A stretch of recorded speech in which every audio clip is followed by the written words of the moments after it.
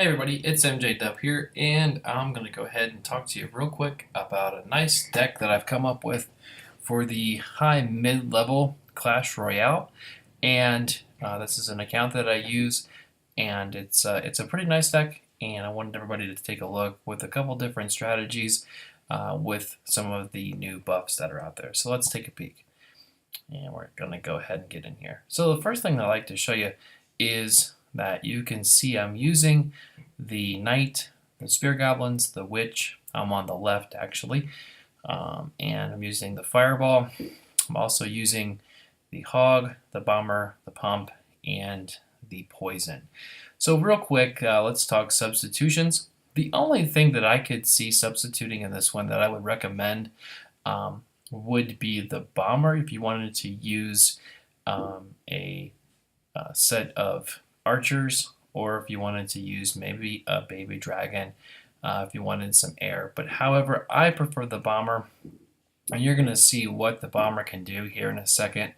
And since it's been buffed up, it's really a powerful piece for only 3 elixir with its ground splash damage.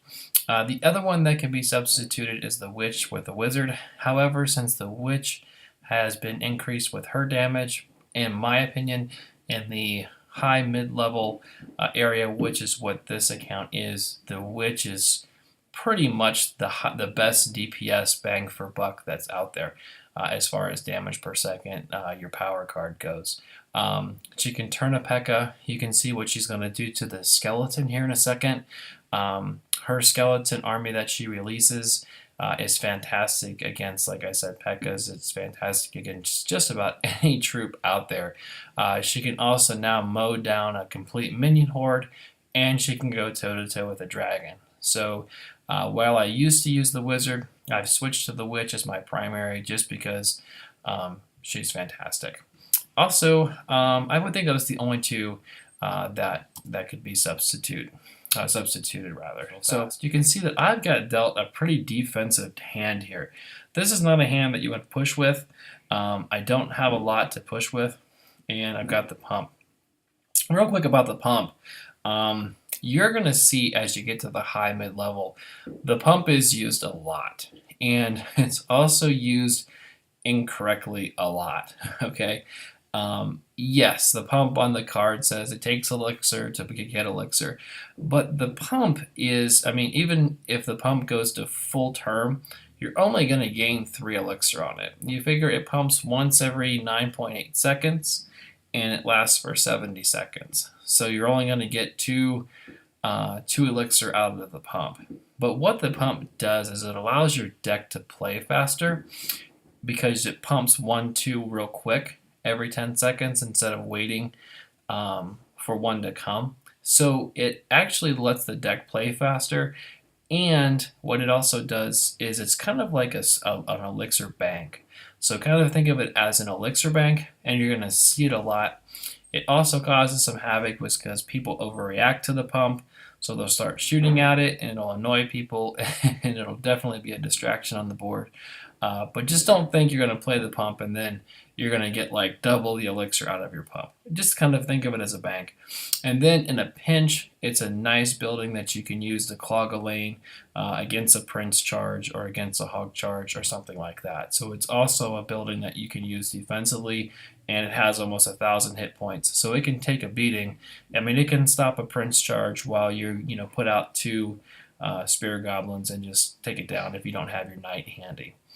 So let's go ahead and play this forward. So that's the first thing I'm going to throw out. I'm going to throw my bank out, which I call my pumps, my banks. I'm going to put that out to get started. You can see right away he or she dropped their skeleton. And one thing I want to note to everybody that makes it to the high mid-level here is that you're going to see a lot of people drop power pieces and their charge pieces at the king. They're going to drop back there. And the reason they're going to drop that back there is his goal is he wants that to walk to the lane, the bridge lane, and be at max elixir when he's at the bridge. So that way he can push behind or drop in front of his giant skeleton. A lot of people are afraid to drop here, and I think this is the biggest mistake that people can make in the high mid-level, because What'll happen is if he gets all the way to that bridge and we don't play a piece, well then he's going to have a piece on the board and he's going to have full elixir. We're going to have no pieces on the board and we're going to have full elixir. So automatically he's in the advantage right there. And you don't want that to happen. So what I'm going to do is drop my witch right away. And dropping the witch right away ensures that I've got a piece that can counter that skeleton. Because if you look at it, the witch toe-to-toe with that skeleton, with my towers as backup, that skeleton would take, or the witch would take the skeleton out, no problem. So now I've got a piece on the board, and we're going to build elixir at roughly the same value or same interval because of my pump. So let's go ahead and go forward here. Now, this to me is the best direct damage in the game, and that's the poison. So that skeleton is going to walk all the way through the poison, and it's going to do a little bit of damage to him, but more importantly, it's going to slow down his attack, and I'm going to chew about 500 HP off of his tower. Okay, so you can watch how this plays out. So by the time he gets to the bridge, he's got to deal with my, if I just had a wizard, he would just keep walking right at my wizard. But he's got to sit there and single-handedly take out my skeletons. Now he placed his witch right here, and the witch is, as she spawns, she's going to get attacked by the skeleton army. So that was really not an ideal place to play the witch. He probably wanted to play that witch behind or over to the left where he's holding the bomb of the skeleton. Placing it right there just kind of opened up, you know, a lane right to the witch with my witch's skeletons. So and not only that, but she's also in the poison radius. So reason number 15 probably why poison is the best direct damage. So we can see here already. Okay, now I kind of put my spear golems out there. I probably didn't have to. I didn't realize that witch would get wiped out so quickly.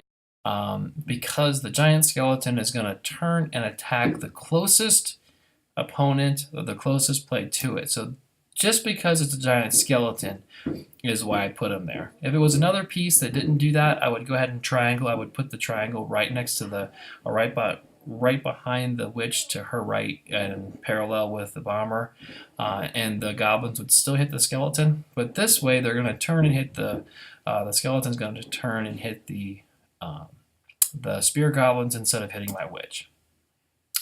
Now that bomb's going to blow up and do some damage to me. There's not a whole lot I can do, and you can see. So right now, I'm about to do a counter charge or counter push, but right now at the beginning of the game, even though he has or she has full elixir, I've taken 500 HP off his tower, and I'll trade 9 elixir for 500 HP any day of the week, and I'm in the middle of a push.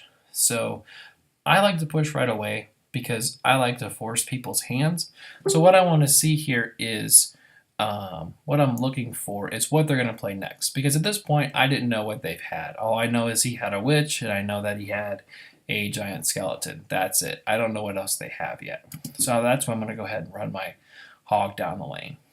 Now, this particular opponent did make a nice play with the minion horde as a counter to the hog, which is a very, very nice play. However, he took maybe a second or two late on it to deploy. So you can see what's going to happen is it's going to allow my hog to chew up another 300 HP on that.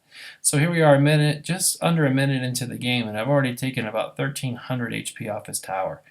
And I've only had one piece, maybe more. I think there was 1 or 2 spear goblins make it across the bridge, but only 1 or 2 pieces across the bridge.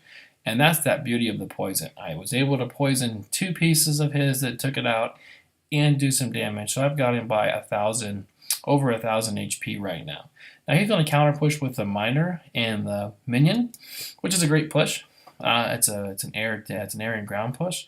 But there's a really quick way to counter this, and just have the knight right there. And this is what makes the knight the best value in the game, is what's going to happen is that knight is going to absorb and hold that minion horde, because anybody who's played Clash Royale for more than 2 or 3 battles knows that that minion horde can chew down a tower really, really quickly. So for 3 elixir, I'm going to hold that minion horde, and I'm going to start taking out and hitting that miner. I went ahead and dropped my poison. I probably didn't have to, but I dropped the poison just because that that knight's health got down to 1/4. And like again, I didn't want to run the gauntlet of those minions chewing down my tower. So I went ahead and just gave him a little bit of backup, and you can see he still hits me for 600. So that was a pretty good push, even though I'm ahead. That was a pretty good push on his part. So now I've reset. You can see I still haven't used my fireball yet, but I got my pump up here. And as soon as I get my pump, again, I think of as banks. I'm going to go ahead and set my bank out. And what I'm going to do is put it on the opposite side. Now, a lot of times you'll see people put their pumps or their things, other buildings side by side. I advise against this in the high mid level, because I'm going to get one more elixir pump out of the one on the left, and I'm going to get a full use out of the one on the right. If I put them together, one direct damage, whether it be a poison or arrows or lightning, can take out both of them.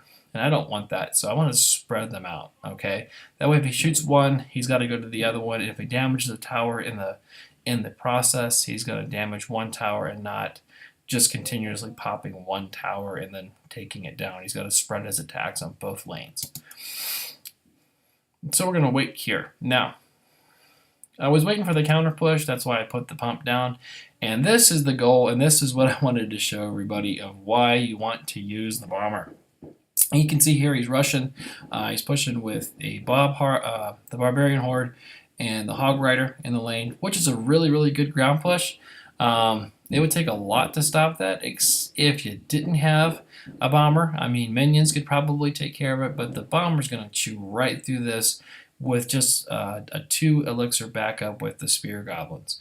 So you can see here, this is a 9 elixir push, and I'm going to pretty much counter it with the new buffed bomber. You can see he just chews right through the barbs and right through that. So for 9 elixir, he just got a little bit ahead of me, but pretty much even. So now what's really cool is I've got a bomber ready to go right back at him, completely untouched, because it blew through anything that was you could attack it. The hog's only gonna focus on the tower. I've got a bomber completely untouched, and now I've got a hog ready to go. So I'm going to go ahead and just rush that hog right down there. I know that his barbs are gone because he rushed them. I know his minions are gone because he used those on the last rush as defense. So there's not a whole lot that he can use as defense, so he's going to use his witch. And I'm going to take out the skeletons. As the skeletons came to my hog, I took out one set, which got me one more swing by my hog. And now what's really cool is I've dropped my poison. Again, the best direct damage spell in Clash Royale. Not only am I about to damage that witch, but I'm also damaging the tower, and you can see how far away my pieces are from anything. So boom and boom, just like that. Okay, so for 3 elixir, my bomber, which is still at 3/4 health, has taken out a level 9 Barbarian Horde. It's taken out a level 6 or 7 hog, and it's taken out a level 3 witch, and it just took out a tower. That's 3 elixir right down the lane, and we're not even at double elixir speed yet. So you can see right there why that little guy is just, and look, and boom, he still gets 250 off of the king. I mean, there is no other piece that I've seen that can do that in Clash Royale for only 3 elixir. It just simply is not there. Okay, it does not exist. There is not another piece for 3 elixir that will go all the way down and splash damage just like that, no matter what anybody says. That thing is amazing. It's a really cool deck to use. It works really, really well against giant skeletons, as you've seen. It works really well against P.E.K.K.A. If it's a P.E.K.K.A, play it exactly the same way. And it also works really well against the Prince. If it's a Prince, play it exactly the same way. And the only thing it struggles with is Sparky and the Royal Giant. Yeah, that's it, the Royal Giant. If it's the Royal Giant, you want to get that right away. It does struggle a little bit with the Royal Giant because the Royal Giant doesn't turn. It just keeps right on the tower. So you do want to get something on that right away. But if you do have a Sparky, it does struggle a little bit with Sparky, but there's a way to play it. With Sparky, if they deploy a Sparky, what you want to do is you want to direct damage the Sparky right away. So don't deploy a power piece if they drop a Sparky, because what'll happen is as soon as that Sparky sees that piece, it's just going to annihilate it.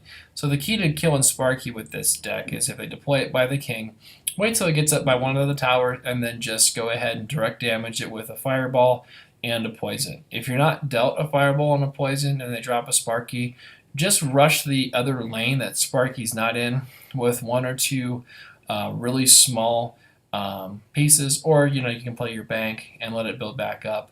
But you do want to get a direct damage on Sparky if possible. If not, Sparky you want to let get across the bridge, and then go ahead and turn him one way with a cheap piece, and then behind him with the bomber, and then turn him again with another piece. And that's really the way you do Sparky. So pretty much the same thing with Sparky, just make sure it gets across the bridge first. So that's a really cool little deck, and I love it because the bomber, you saw how the bomber just pretty much went all the way down the one lane and took it out. And you can see how to counter push it with it next, or see how to counter push it with it. So until next time, I appreciate it. Have fun, guys. Game on.